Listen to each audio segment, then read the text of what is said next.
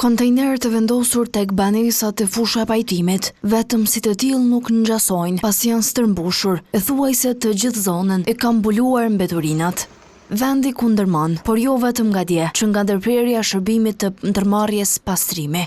Ndonse nuk pranuan të deklaruan para kamerave, banorët të banesave sociale këtu tek fusha e pajtimit kanë deklaruar për televizionin se ka javë të tëra që kur kontenjerët janë pastruar për herë të fundit. Kaosi me mbeturina në kryeqytet bëri që komuna e Prishtinës të intervenojë në orët e vona të mërkurën, por jo me pastrimin.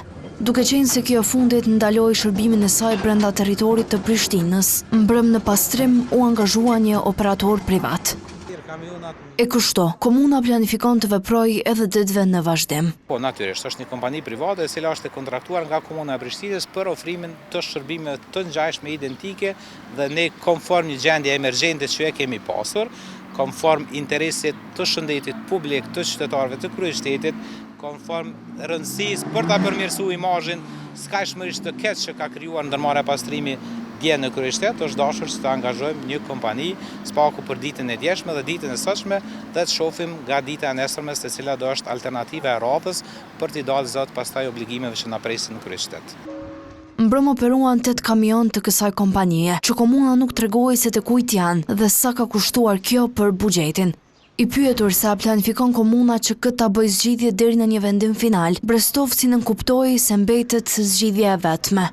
Ne domosdoshmërisht nuk mund të bim prej e çfarë do të qoftë shantazhi, ne nuk duhet të lejojmë që të cenohet siguria, që të cenohet shëndeti publik i qytetarëve për asnjë formë, për asnjë mënyrë. Jo, ne nuk mund ta dimë sa ka kushtuar intervenimi i mbrëmshëm, sa kushton intervenimi i sotëm. Këto raporte bëhen pastaj nga menaxheri i kontratës dhe mund ta kemi një raport ndoshta në fillim të javës së ardhshme.